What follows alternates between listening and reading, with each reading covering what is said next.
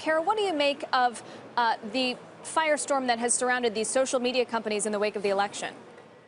Well, they deserve it. You know, they haven't done anything or enough to battle all these issues online. And now, you know, it's coming home to roost for them. I mean, these things have been going on for years. Obviously, on Twitter, it's been an ongoing issue. And one of the issues around it not being sold, a lot of the companies that were looking at it didn't want to get pulled into the cesspool that they have to deal with there. And so, you know, now it's affected, obviously, Google and Facebook. And they're getting much deserved criticism for not cleaning up fake news and abuse and things like that. Kara, to what extent might this be unfixable in a total sense? Is this kind of a denial of truth attack? We know about denial of service attacks and how those can bring down servers. I mean, in a sense, in fake news, there's a flood of it even coming in from overseas, and then hate speech in ad platforms. Is some of this always going to slip through? Well, it's going to slip through, but come on, John. I mean, they tout every other ability to deliver the right ads to you. They tout the ability, you know, we did Arab Spring, we did this, we did that. If they can do it, they tout their abilities when it suits them, and then when it's difficult things, and it's no more difficult than other things they need to do on these platforms, they can certainly target these things, and they can focus on them. They're apparently the smartest people on earth, so they should be able to handle them. And so they can't benefit from social media and make all this money around a lot of things, and then act like they can't deal with this. They absolutely can. They absolutely can do it, and it may be harder, and there may be things that slip through, but they have to be proactive when they do, and then take care of it, just like Jack did with this. He immediately addressed it, and they removed it from the system, and they're going to have that happen. It's just an intent on the part of these companies to do something about it. Kara, yesterday in Berlin at an appearance between President Obama and German Chancellor Angela Merkel, where the discussion ranged from the refugee crisis to the fight against ISIS, but the president took his own swing against the fake news issue. Let's take a listen to that. Because in an age where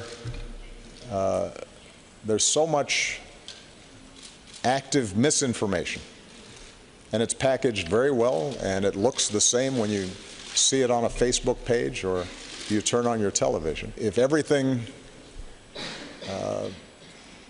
seems to be the same and no distinctions are made, then we won't know what to protect. Kara, obviously the discussion has risen to the utmost level, but on one hand you have an outgoing president who is criticizing this trend, and on the other hand an incoming president who has arguably benefited from this trend. How do you handle that?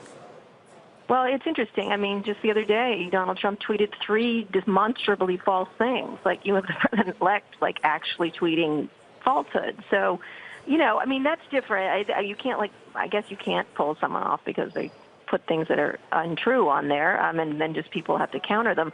But things like fake news and these hate ads can easily come off. These are things that they can do about it.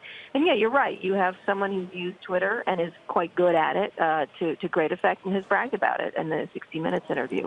You know, I think they still can make these safe places for people to have intelligent discussions with each other. And again, you're going to have a lot of, you know, idiocy on both sides.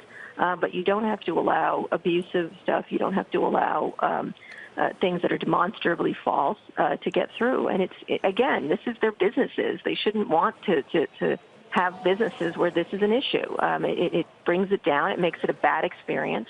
And it creates all kinds of social impact. And I think the thing is, they pretend like we're just platforms. It's not us. We can't, you know, we're not media companies. Well, they are media companies in a lot of ways. So they have the responsibility. You know, they want to be technology companies when it comes to valuation and multiples. And then when they have media parts, which they absolutely do, they don't want to take the responsibility. Well, guess what? Half people get their news from Facebook. It's their responsibility to do something about it. We wondered aloud earlier this week whether this would become as big an issue for Facebook, Twitter, Google as counterfeits are for Alibaba, but I think it still remains to be seen. Kara, great to have you. Thanks for joining us today. Hey there, thanks for checking out CNBC on YouTube. Be sure to subscribe to stay up to date on all of the day's biggest stories. You can also click on any of the videos around me to watch the latest from CNBC. Thanks for watching.